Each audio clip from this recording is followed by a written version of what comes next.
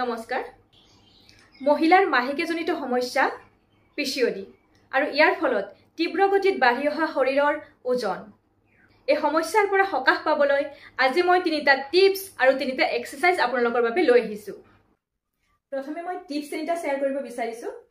Fast food আৰু cold drinks একেবাৰে বৰ্জন কৰিব। সেকেন্ড টিপছটো হৈছে তাজা ফলৰ জুস বনাই ঘৰতে প্ৰতিদিন এগিলাস কৰি খাব। আৰু থাৰ্ড টিপছটো হৈছে পানী খোৱা।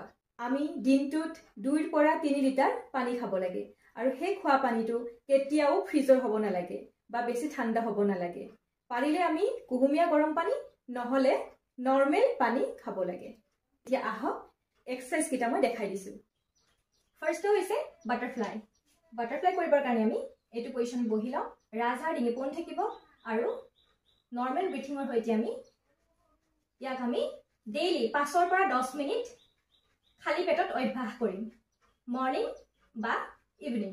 আৰু সেকেন্ড ভৰি দুখনৰ মাজত আমি 1 পৰা 1.5 ফুট ডিস্টেন্স ৰাখিম আৰু নমস্কাৰ কৰি বুকুৰ মাজত হাতটো থাকিব আৰু উশাহ লওঁ, উশাহ এৰি ইমানলৈকে বহিম, আকৌ উশাহ লৈ উঠিম, ইনহেল আপ, এক্সহেল ডাউন।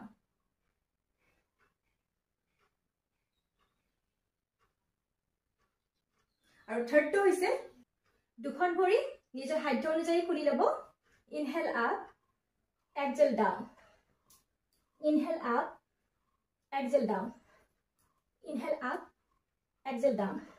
উশাহ লৈ ওপৰলৈ, উশাহ এৰি তললৈ।